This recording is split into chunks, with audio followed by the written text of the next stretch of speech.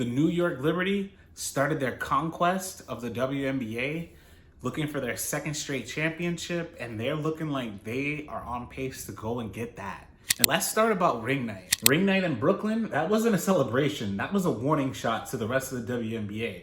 17,000 plus fans packed the Barclays Center as if it were the Rebel Base headquarters, raising the banner in New York's first pro major championship in over a decade.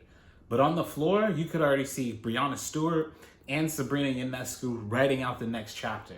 Last year's Liberty were elite, but this year's Liberty, they feel inevitable. This year, the Liberty have a 115.6 offensive rating, which is first in the WNBA, a 89.7 defensive rating, which is first in the WNBA, and a net rating of almost 30 points per game at 25.9. Better than your fantasy team's favorite fever dream. Stewie is playing at the height of her career and at the height of her powers right now.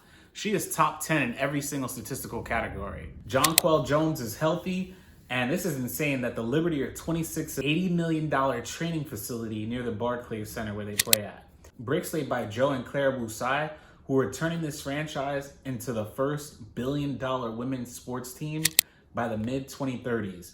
And this isn't basketball, it's an infrastructure coup, a business blueprint, a cultural empire. Because of a torn meniscus, no problem.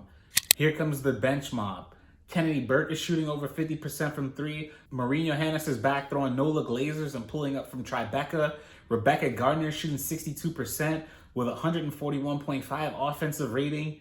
Defensive chaos. Isabel Harrison is on the team. Nayara Sabally. This bench, even with a small sample size, they're putting up video game numbers, and could Jonquel Jones, Breanna Stewart, and Leonie Fibich have one of the best starting lineups in WNBA history.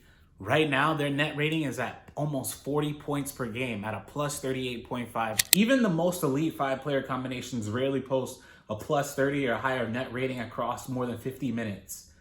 This team, with that starting lineup that was just mentioned, has done it for over 78 minutes, and that's not just a small sample size. What this means is they're scoring 38 or plus 30 in certain lineups, but never this high with this kind of sample size. And with that being said, this is like a super team on steroids.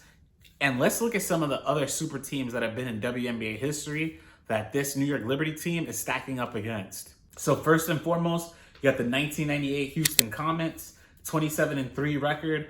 They were first in points, first in all opponents' points, first in defensive rating, first in offensive rating, first in net rating at a 17.5.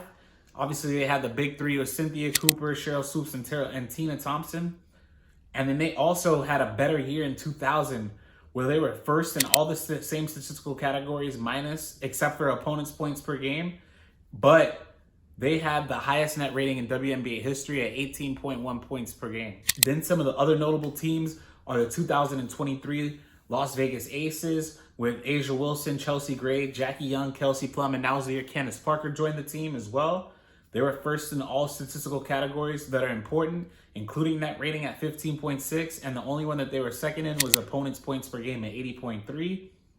Then you have the 29 Mystics, who are one of the best teams, and they're very underrated, to say the least. Elena Del Don, who led this team and had one of the greatest MVP runs in league history. They were first in points, first in offensive rating, and first at net rating at 15.6.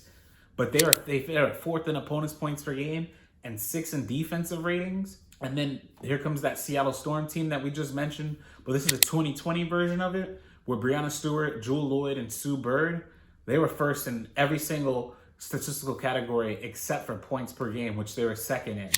And they posted a 14.5. Now, just to cap it off, because I would never leave this team off because they're too talented as well. But the 2020 Minnesota Lynx were also that serious too. They have almost 5 Hall of Famers on their roster in their starting lineup. Maya Moore, Sylvia Fowles, Simone Augustus, Rebecca Brunson, and Lindsay Whalen, first in every single statistical category except for points per game, where they finished third. And this Liberty team destroys all of them.